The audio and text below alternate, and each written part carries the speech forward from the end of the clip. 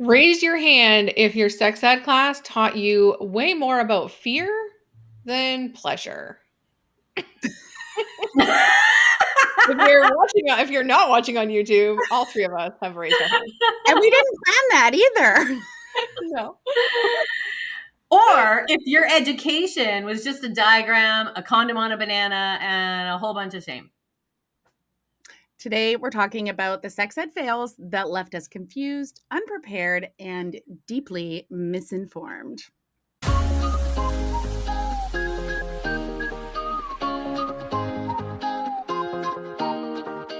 Welcome to Taboo Talks, Not Safe for Brunch, where nothing is off the table. We're diving into real conversations about sex, relationships, and self-discovery with zero shame and a whole lot of sass. With over 55 years of combined experience in the intimacy industry and plenty of real life lessons, we are here to break taboos, bust myths, and serve up unapologetic, real world education, one brunch convo at a time. I'm Coralie, tuning in from Vancouver. I'm a married mom with one foot in the empty nest club. My superpower is going deep down rabbit holes and getting to the real root of things. And I'm Amber. I'm based in Ontario. I'm married. I'm a mom, a GMA, and proudly blunt. I cut through the fluff and get straight to what matters. I'm Vicki, and I'm from Manitoba. I'm divorced, re-entering the dating scene. I'm a mom to two grown-ups, and my magic is creating real connection because intimacy starts with trust. Grab your mimosa, your matcha, or whatever turns you on, and let's dive in. While many Canadian students were taught about birth control and STIs, abstinence first messaging was still deeply embedded in the curriculum. In many US states, abstinence was the only message students received. That to me is wild. Yeah. The result, a generation left confused, ashamed, and unprepared for real world experiences with sex, relationships, and their own bodies. Right. And then they end up in our events and we're teaching them the stuff that they never knew and wish they had. All these years go by and it's just so unfortunate. And I still don't get the logic behind that because you just think with every single thing in life, if you tell someone, don't push that shiny red button, that's all they're going to think about, right? It's pushing that freaking button. And so when you're like, don't, you're putting it in a beautiful frame. You're adding glitter to it and making it more appealing. Agreed. Yeah, we had all the open conversation. I wanted to make sure that they knew everything they needed to know. Mm-hmm. I just want good decisions to be made. Well, and I don't know if this has ever been thought about or talked about or whatever. I feel like our regular teachers who teach us on a daily basis should not be teaching us this. One, I don't think they have enough training, and I'm actually going to read a stat about that. But two, I just feel like it should be an outside third party, and they come in and they, this is their job. Yep, mm-hmm. It should be contracted in to the schools, and someone completely separate should absolutely be teaching. I agree with you, Amber. Yeah. Mm-hmm. So here are a few stats. 1 in 4 U.S. teens receive abstinence-only sex education without information on birth control or STI sources, which is like, I feel like that's the one thing I remember the most is the birth control and STI stuff. Mm-hmm. Same. I remember watching the video when the baby was being born. That's the abstinence fear part. Yeah. As I raise my hand again. Yeah. I remember the photos of STIs. I think they would go and they would not pick someone had a bad night. This person let it go for a year, and now we're going to show you a photo of it. Like, yeah, that fear-based stuff is really working because STIs are not on the rise at all. No, never. And then teens in comprehensive programs are 50% less likely to experience unintended pregnancy, according to the Guttmacher Institute. When they're in the programs, in comprehensive sex ed programs, they're 50% less likely, right? So obviously giving them the information prepares them better. Knowledge is power, even when we're young. We start using our voice then, right? Like, And then here's the Canadian stat for you. In 2019, reported by Action Canada found that no Canadian province or territory funds sex ed at a scale sufficient to train educators or ensure standardized high quality programs. So that's where I feel like that needs to happen. There Mhm. needs to be funding for outside so people to come in and actually educate our students. Mhm.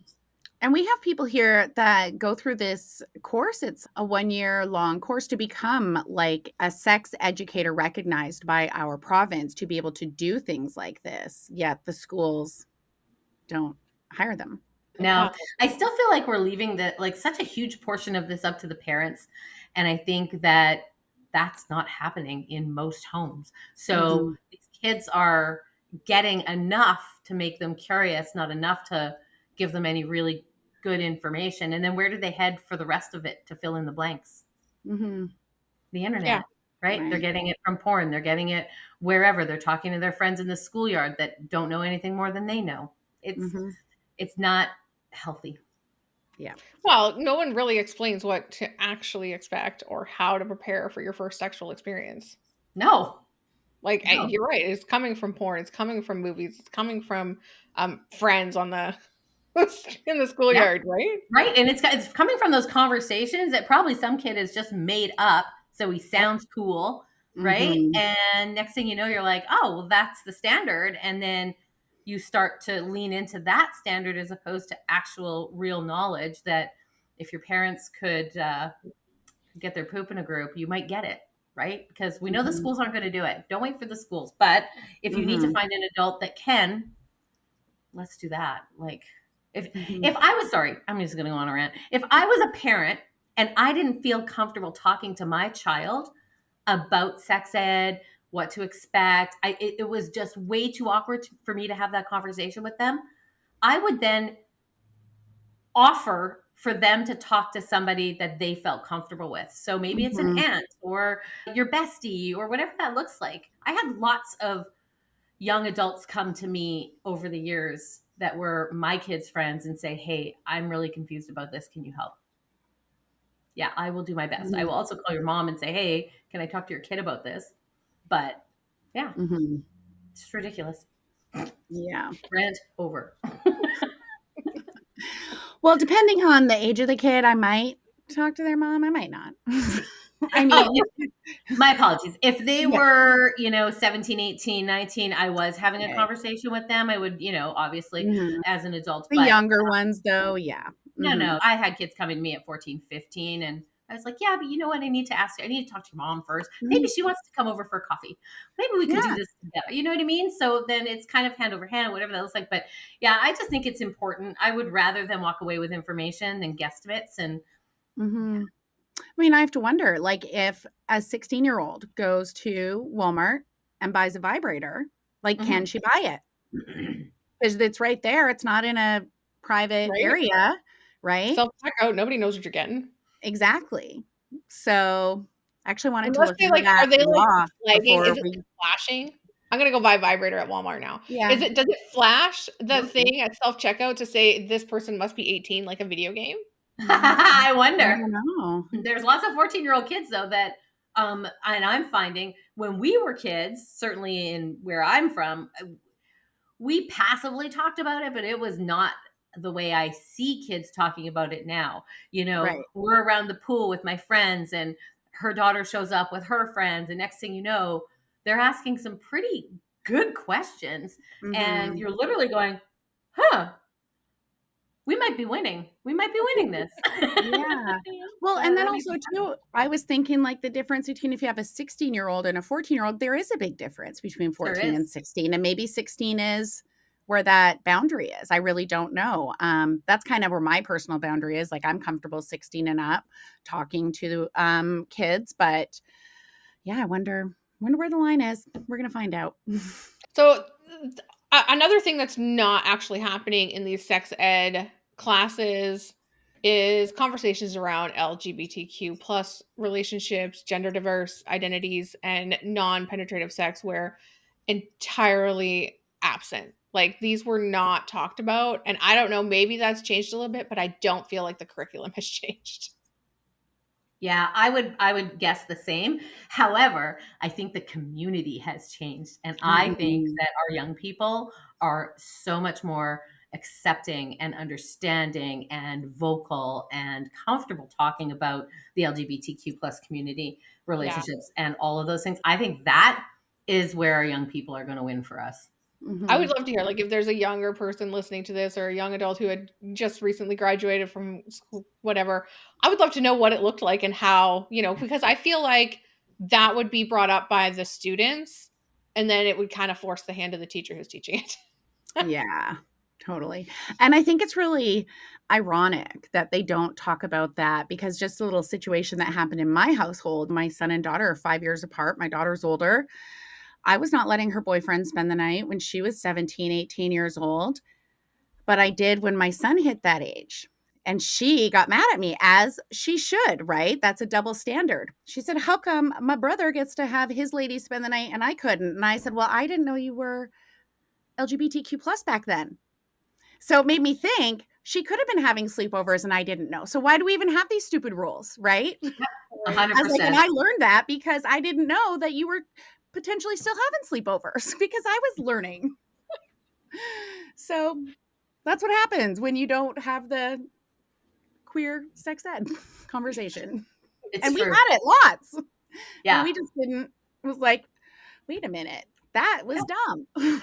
We've talked about that as well. You had a sleepover with your girlfriends, but I never thought that that could potentially have been Right. more than a sleepover, Yeah. more than just a girls' party, more than just popcorn and talking about boys. I didn't know, Yeah. like, right? Who knew? What do You you Yeah. know? know? Yeah, we needed more of that, but we're learning, and look at us, right? And I think that this is the testament to we're getting better every single day, just a little Mhm. bit. We're growing, right? Yeah, That's all I absolutely. want for everyone. Yep, same. And you know what, though? I know we mentioned it earlier when we have these events and we're like, oh my gosh, we're teaching adults, even our peers who are the same age as us, about STIs or their body or where their clitoris is or have they had an orgasm. Like, we're teaching all these things. So many adults still don't know how to use a condom. I never got the banana test. Did you not have the wooden penis either? We had a wooden No, penis. nothing. I don't remember ever putting a condom on anything until I actually put it on a penis. I was told how to, but Interesting. yeah, right? Maybe I just blocked it out of my brain. I don't know. You might have let that one go. Mhm. But, like, so many adults still don't know how to use them. They don't discuss STI prevention. They don't set the boundaries. Like, what the heck's going on? Yeah, I also think that around condoms, especially, there's ways to store them that are going to ensure that they are effective, and we're still finding them in the consoles of trucks. Mhm. Not a good storage place. Yeah. It's not a good place, right? I'm in my Yeah. 50s. Come on. You still got a condom in your truck? We're not hanging. Yeah. Yeah, also too, like, I think something that can be really easy to happen is if you are newly single, older, say you're in your 50s and you have been in a monogamous relationship for 20 years, 30 years, now you're single again, it can be easy to think that's something you don't have to worry about. That's a young people's concern. But Yeah. it's not. I know quite a few older men who have adult children and then they got a divorce, started seeing someone, and suddenly they have a toddler because they were like, oh shit, I forgot about that. Or STIs are on the rise for that reason because people think, oh, I'm 50. I'm not going to get anyone pregnant, or I'm not going to get pregnant, or I'm not going to get an STI or give one to someone. And unfortunately, we're Yeah. still susceptible, even more so actually, because we have less immunities as we're older. Well, and here's something to think about. The men in their 50s that I'm subsequently dating also went to the same sex ed course in the years that I went to it. So, unless they did some really good research on their own, Mhm. real research, not in the field, Yes. they're still working with that old information. They're still working from the knowledge that they had. So, they're coming into relationships in their 50s, post divorce, after 25 years of marriage, going, oh, yeah, but we don't need to use a condom, do we? Well, if you plan to get any further, Yeah. yeah, right? Like, it's that thought process that it doesn't connect. And it's such old thinking. And I think that's why I'm going to date somebody in their 30s. I'm just kidding. I'm kidding.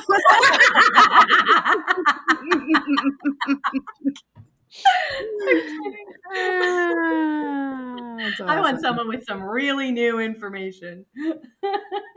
Sex ed is often focused on biological reproduction, leaving out critical information about sexual anatomy, especially anything related to pleasure, desire, or diverse body experiences.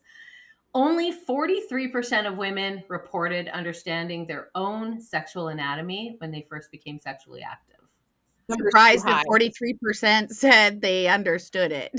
I feel Right. like some of them are lying. Yeah. Yeah. They're like, oh, Either yeah, I knew that what I was or doing. it's only Gen Z because I could see with that generation. Not millennial, not Gen X, not Yeah. boomer. Mm-mm. Hmm. We need to encourage, get the mirror out, do some Yeah. masturbating. You're fine. I mean, or they think they know. Do you know what Right. I mean? Because I've had a Yeah. lot of people, like, when I've been doing events and stuff, "Well, I think I've had an orgasm." Hmm. Mhm. "Hmm, probably Mhm. not." Yeah. Yeah. If you think you might have, yeah, we got to work Mhm. on that. Agreed. Mhm. So that Yeah. stat was from the Kinsey Institute. Now, the clitoris, with over 8,000 nerve endings, and there is some studies that say there's more, is central to sexual pleasure. Yet it's often not even mentioned in school lessons. Because why? Because its only purpose is pleasure? That's unfair. That's from the Mhm. NCBI study. That breaks my heart. Yeah. When technically, if you wanna get into reproduction, okay, if they wanted to actually do a good class on reproduction, when the woman has the orgasm, the cervix dips down into the pool of semen, and it helps get it into the cervix and up into the fallopian tubes and womb. The orgasm happens because of the clitoris, so that's not even a good excuse. They might say that, but then they're not giving full comprehensive education because it does play a purpose. It's not Yeah. you can still get pregnant without it, but it helps. It's been proven. Here's one. Over 65% of men believe that vaginal penetration alone should result in an orgasm for women. I will tell you, ladies, I wish. that is a true stat, though. That But don't we all wish it was that easy? Like, yeah, Yeah. sure. oh my Yeah. god. Yeah. We Honestly, I think that that's the hardest part about being divorced and dating is that you literally are having to teach constantly because they just believe. And I'm just like, I'm really sorry. Just someone just lied to you. yeah. That worked with somebody else. No, it Mhm. might have. But I would suggest that if overall that's the feedback you're receiving, I'm sorry, I'll hold your balls when I say this to you. They lied.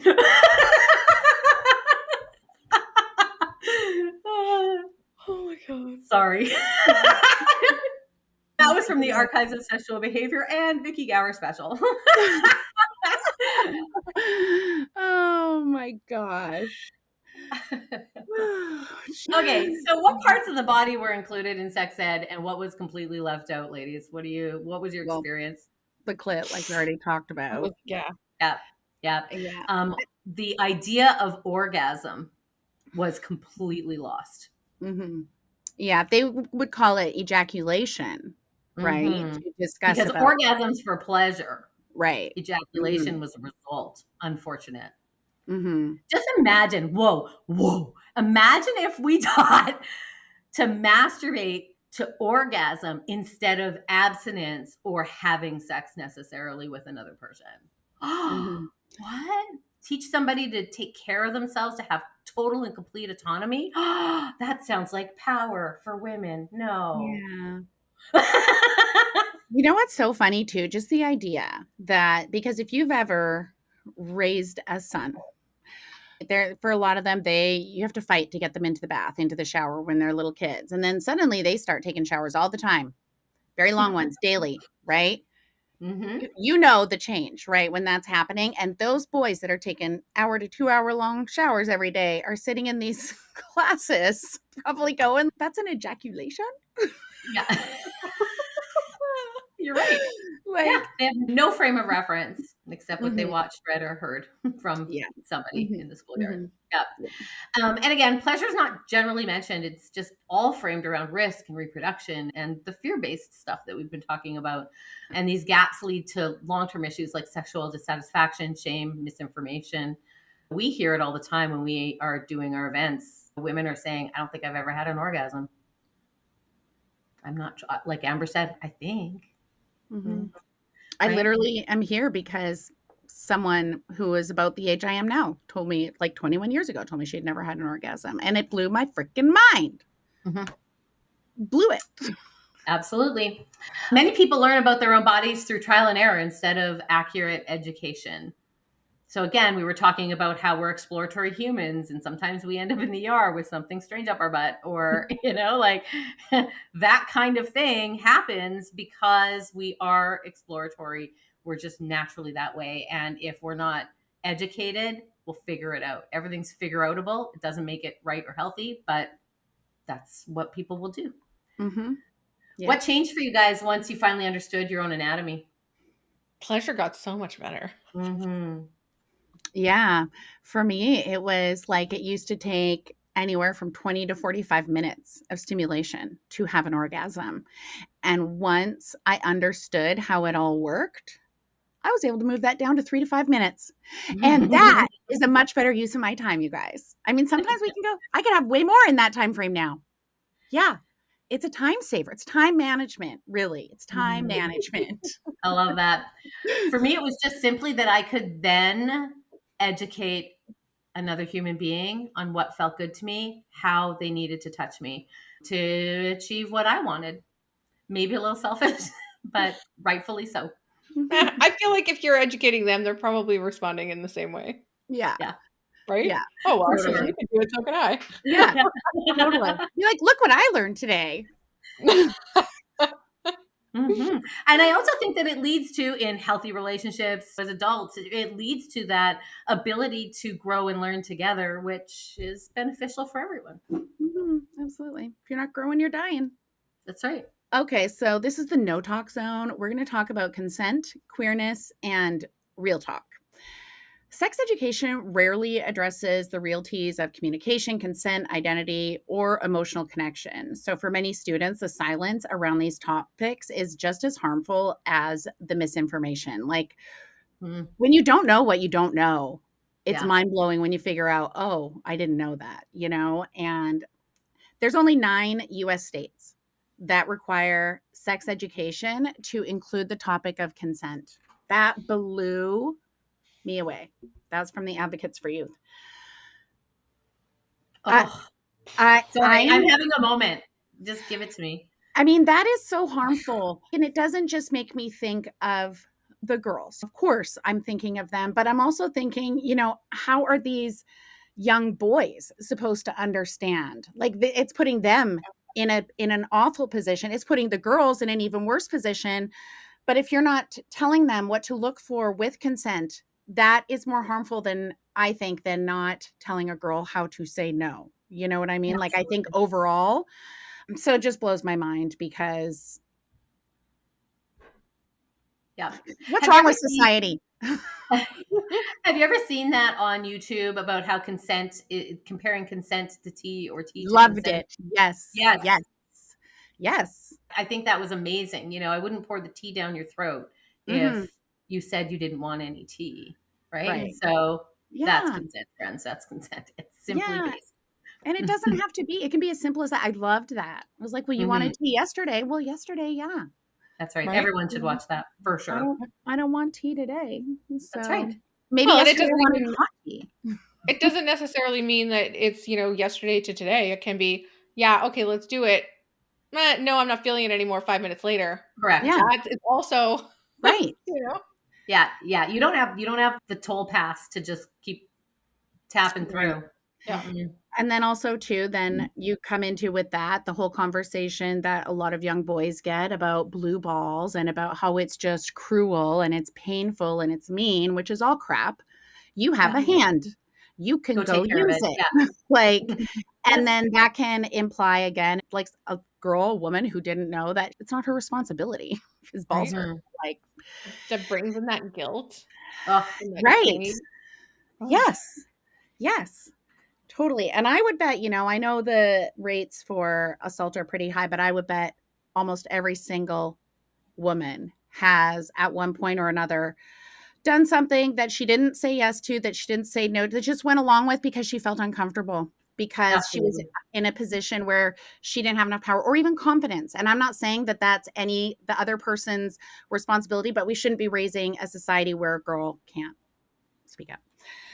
In a society where people and women don't know that they don't speak up and also don't know that they can speak up. To me, Right. that's phenomenal. Yeah. Crazy. Sorry. 50% of teens say they rely on porn as their main source of information about sex. Because no one's telling them anything. God. Yeah. I mean, at You least know, it's interesting because I just had a conversation with a friend who had said their son got caught when he was younger watching porn on his iPad by his dad, and his dad freaked out and got mad, took the iPad over this issue, and then said, "You need to go talk to your son," when she got home. And she goes, "Well, what happened?" And then she goes, What?" And she opens the iPad and it's still playing because he had just shut the iPad in such an abrupt thing. And she had to go and then have a conversation, but then she had to get her husband to go and apologize for how he Mhm. reacted Yeah. because it's a Yeah. totally normal curiosity. Mm-hmm. Mhm. Yeah. You need to have these proper conversations, even if you catch them and you're like, okay, well, that's not Mm-hmm. appropriate to be watching at your age. Yep. And But as what did you adults, he had to see? reverse that. He had to reverse Oh, that imprint that he just created. yeah, because now you just put a ton of shame on that. Mhm. Yeah, and as a parent too, I think it's very normal to get into a situation with your kid where you have what would seem like a very normal reaction because you were surprised, because you weren't I've reacted horribly sometimes too when I've learned, whatever, when my kids were young. But fortunately, I freaking realized it when, "Oh, shit, that was bad," and gone back and apologized, and I've grown from it, Yep. they've grown from We're not perfect, and if we don't apologize for that stuff, then we're not showing our kids that we can apologize Yeah, and learn and grow. absolutely. Mhm. Yep. Agreed. I think it also too can create these really great conversations with your kids about how sex was more taboo when we were younger. Like, I find it so fascinating to hear my parents talk about their childhood and how sex was perceived. I wish I could have these conversations with my grandparents still. Mm. It's incredible. Anyways, also fewer than 20% of Canadian classrooms include LGBTQ plus representation in their sex education curriculum. So, like Amber said earlier, if someone is in that age range or has done that recently here in Canada, we'd love to know. Yeah. And somehow the number of gays in Canada is not decreasing. Shocker. Like what did you what? Like if we don't talk about it, they won't engage. What? What? Right. Yeah, Mhm. no. So stupid. Just makes Yeah. me explode. Yeah. So, yeah, consent basically was often skipped entirely or presented only as a legal issue. And I think that is where we get hung up too, is it's just like a legality thing. It's beyond that. It's an integrity thing Yeah. more than legal. I mean, legality is important, but it's your integrity. If you aren't asking for consent, if you aren't making sure you have consent, and yeah, I it could can be be I could awkward. I yeah, get go it. ahead. And was there ever like any masturbation chit chat? Do you guys remember when your kids were going through sex ed? There was none that I can recall for my kids going through sex ed. Oh, No. yeah. So in the school that my children went to, they had to create a question box. And then the teacher would pull out the questions and she would answer them. And there was a question that was asked about what exactly is masturbation. And the response was manual stimulation of one's genitals. That was it. That was the whole response. And when they asked more questions about it, because they were very interested, they were told that it was not part of the curriculum and it couldn't be shared. And that was the end of that. And then they all went outside to talk about it in the schoolyard. So thankfully, my children had very good information and were able to educate in the schoolyard. I had to have a very nice conversation with the principal, but Mhm. I was like, "Listen, I've got it on pretty good authority. They've got good information. They're not sharing it Mhm. inappropriately. They were asked a question, they answered it, unlike your educators were because you don't allow them to." Mhm. Yeah, I was that's not. I was never the favorite mom. it's wild to me. And you know what? And I think, oftentimes it's okay for boys, but it's not okay for girls, or everyone's like, "Well, this is a sock in the corner." Whatever. I don't recall my education ever talking about masturbation, and I don't recall my daughter talking about it either. However, I did speak to her about it, and at an appropriate age, I gave her first toy, and I was like, "I would rather you use this." Yeah. Mhm. Yeah. I Similar with my daughter, I gave her a toy. It was actually kind of cute because I had a little brand new bullet, would put it on her pillow, like the bullet fairy. And then the next day it would be on my desk. And we played this game for about 6 months. And then one day her best friend was coming over and her mom's one of my besties. And I was like, hey, can I give our girls this? And she was like, yep, sure. So I gave them both a book, a bullet, and a little lockbox. Had a combo with them. It never ended up back on my desk. That was it. She just needed a buddy. Oh Needed my that god. approval. But, Too I funny. think it's so normal. I get a lot of clients who reach out and say, like, hey, is it okay? Can I get my daughter a toy? Is that okay? And I think that if you don't do something that's going to let them explore, you don't know what they're going to get into. You don't know what they're going to find. And it's unfair because it's so easy for boys to do it. Yeah. Yeah, it's true. Yeah. Yeah.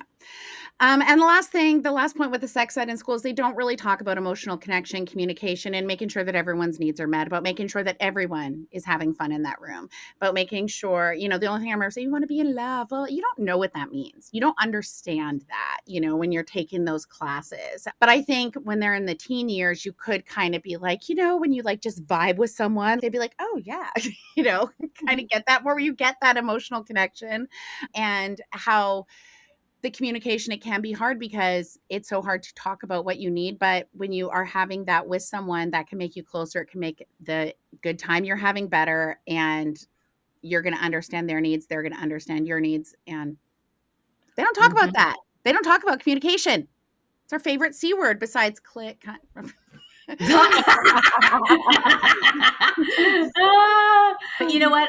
I didn't really learn how to express how I wanted my needs met until after my divorce.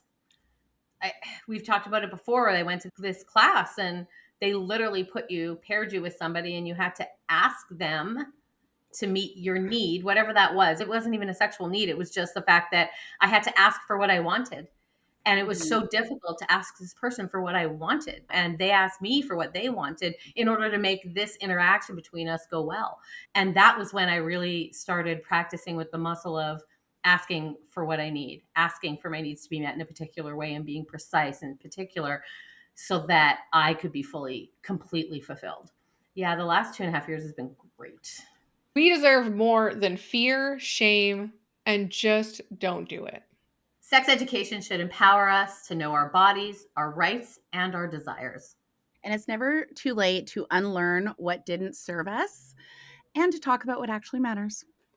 Thanks for pulling up a seat at the Taboo Talk, Not Safe for Brunch table. If today's chat made you laugh, think, squirm, or all three, do us a solid, like, follow, and leave a review.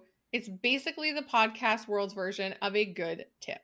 Want more juicy, unfiltered conversations? Tap the link in the show notes and sign up for our weekly newsletter, your VIP pass to what didn't make it on the air. Brunch isn't just about the bites and bubbles. It's about showing up real, raw, and ready to talk about what really matters. So until next time, keep it bold, keep it curious, and definitely keep it not safe for brunch.